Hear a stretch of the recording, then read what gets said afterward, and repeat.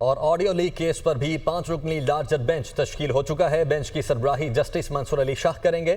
Justice یحییٰ Afridi, justice امین الدین Khan, justice جمال مندوخیل اور justice مسرت Hilali larger bench میں شامل ہیں۔ حسیب ملک ہمارے ساتھ موجود ہیں۔ حسیب، بتائیے گا کیا ڈیٹیلز ہیں؟ لیے مقرر کر دیا گیا ہے۔ آئندہ ہفتے جو ہے اس کے اوپر لارجر بینچ سماعت کرے گا۔ جسٹس منصور علی شاہ کی سربراہی میں 5 رکنی لارجر بینچ ہے جو کہ اس کے اوپر سماعت کرے گا۔ اوورال اگر بینچ کی حوالے سے بات کی جائے تو آڈیو لیکس کیس میں جسٹس یحییٰ آفریدی، جسٹس امین الدین خان، جسٹس جمال خان مندوخیل اور جسٹس مسرت ہلالی جو ہیں وہ اس بینچ کا حصہ ہوں گے، جو کہ آئندہ ہفتے جو ہے اس کیس کے اوپر سماعت کرے گا۔